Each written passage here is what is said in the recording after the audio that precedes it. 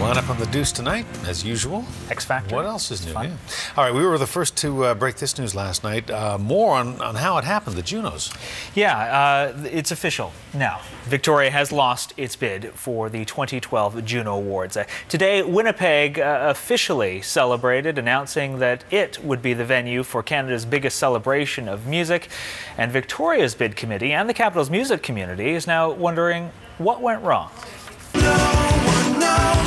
While he sings about disparate feeling, Adam Kittredge is decidedly disappointed. It's a shame. The Junos bring a lot of energy to a city. The Victoria-based singer-songwriters band, Jets Overhead, was nominated for a Juno in 2007 when the awards were staged in Saskatoon. The streets were wild, the atmosphere was electric. It's just a great celebration of, Canadian talent, and drums up a whole lot of business and attention, the national attention. Which is why the Victoria Bid Committee applied to host the Junos in 2014. This was 2 years in the making. We knew we had a good bid. The Capital Region also secured its $2 million budget from 12 municipalities and the province. But today, Winnipeg officially won. It will be the second year in a row the Junos are held in the prairies, and Winnipeg's second time at hosting them. Honoring great Canadian music. The Juno producers did not specifically explain why Victoria wasn't picked. In a statement to CTV News, the Canadian Association of Recording Arts and Sciences, or CARAS, says it arrived at a decision that balanced all relevant and collateral factors. Victoria's bid committee is speculating we lost for two reasons. One is the arena.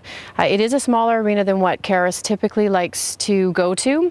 That said, St. John had a smaller arena and it has worked there. The other contributing factor that could be part of this is the fact that we're on an island, and they see water and they think, oh, really? They're apart from the mainland, and maybe that's an impairment.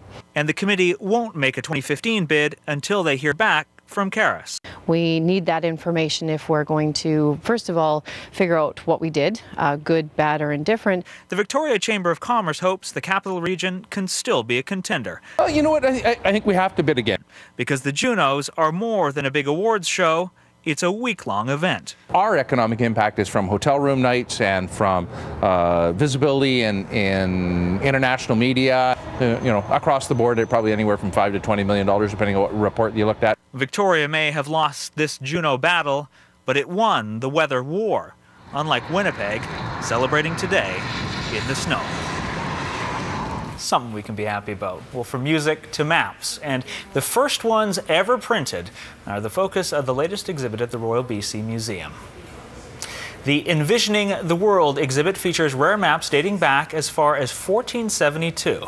It's an opportunity to see our early attempts to grasp the size of our world. 30 of them are on display from a collector, Henry Went, and there's also some examples from the BC archives. And they begin to map out the world, and they begin to explore North America, and you can see they're reaching towards British Columbia, and they're beginning to understand something about the first understandings of what our land is like. And I think for all of us who are so familiar with Google Maps that you can call up anywhere at any time, this is particularly intriguing to see how the people who first mapped the world began to understand it. This is the Canadian premiere of the exhibition, which has traveled here from Sonoma County Museum in California. Envisioning the World runs through January 27th at Victoria's Royal BC Museum. Well, a mega milestone today for social networking giant Facebook. The company announced it's officially reached 1 billion users. The site now boasts 1 user for every 7 people on the planet. Facebook says its growth has slowed in North America, with most new users coming from countries like India, Brazil, and Indonesia. And finally this hour, CTV Vancouver Island is marking an anniversary tonight, 11 years on the air. Evening and welcome to... There you have it, CIVI launching on October 4th, 2001 as the new VI, a chum television station.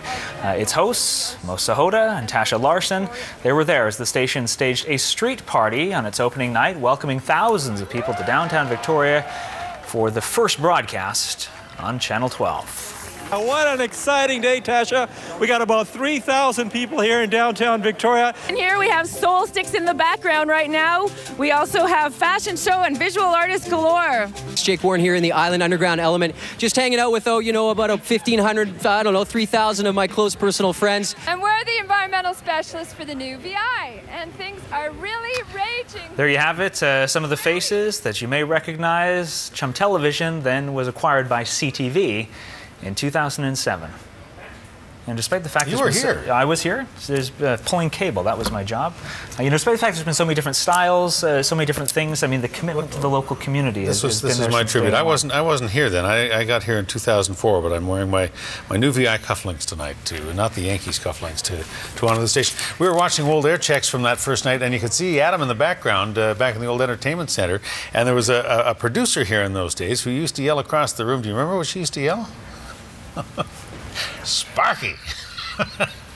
And now you know. 11 years after. 11 years I've been dealing with this. Yeah. I thought it was gone. And I'll tell you, we got some folks here who were there on that first night, and it's great to have them still part of our team. And congratulations to everybody here. Absolutely. All right, we're along. Adam, thank you.